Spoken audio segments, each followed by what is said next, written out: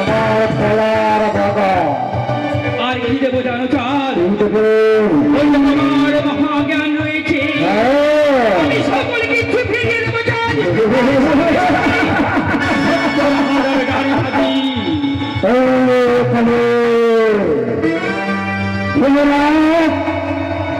যতদিন চন্দ্র সূর্য বেঁচে থাকবে ওই চন্দ্রানীর চাঁদ সরোবর তোমার রঙা চাই বুঝবে না। ও হে সদাগর মোরি পুজো হইবে রে মঙ্গল।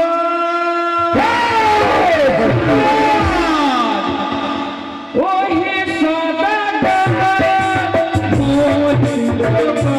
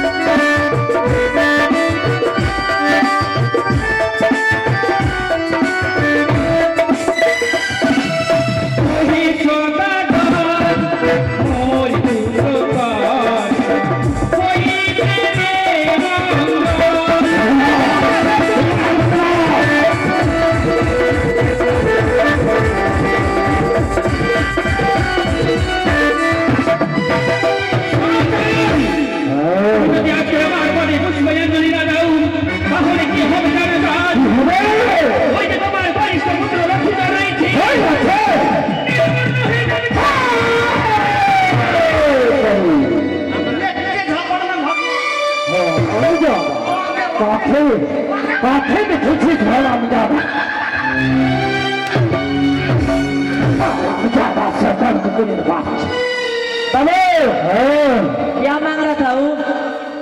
আমার কাছে পুজো খবর হয়েছে तो बाबू टेंशन काहे लेते था फिर? কি করতে হবে अब मांगता तो 10 टका का भूजा किन के दे दीजिए।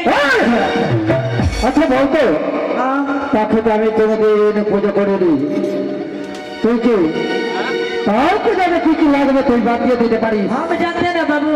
তাহলে বল बाबू হ্যাঁ भूजा भूजी छोड़िए, জানতে পারবো তো अवश्य जानते पारो। ঠিক আছে তোরা ভালো করে জেগে থাক আমিও এখানে বসে থাকবো আপনিও থাকতে হবে। আমিও থাকবো তো তোরা ভালো করে জেগে থাক ঠিক আছে। যদি তাদের চোখে যদি ঘুম আসে আমি ক্ষমা দিতে পারি তোমায় ক্ষমা দেবে না ঠিক আছে ওরা যদি ঘুমিয়ে যায় কিনা? হ্যাঁ সত্যি বলেছিস তাহলে আছে ঠিক আছে মানে হ্যাঁ নিত্য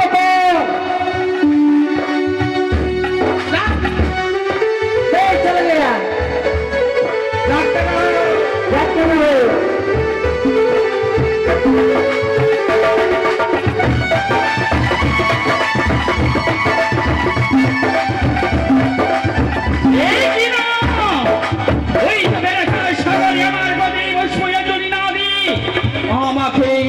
অপমান করেছে, আমি এক্ষুনি এই অপমানের প্রতিশোধ নেব। কোথায় দিদি নেতা? মনসা কি হয়েছে তোমার? প্রণাম হয় তবে আশীর্বাদ নির্মাণ বিশ্ববিদ্যালয় যেতে তো পারি বোন। দিদি গো, হ্যাঁ, মনে হয় আপনি একটি সংসারে পুজো থেকে যাবো দিদি। কে বলেছি? হ্যাঁ দিদি, হ্যাঁ। মনসা।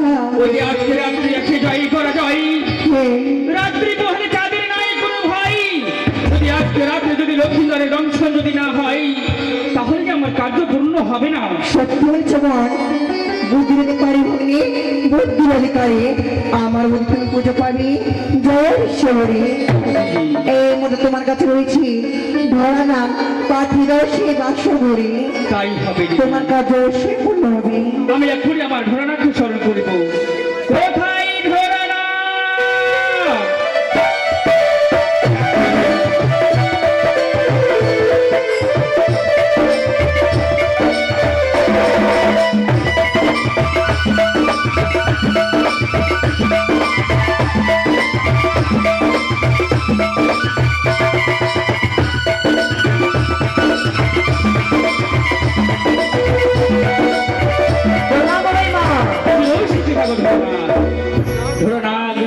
শুনে চলে যাও ওই না সাঁওতালি পর্বত।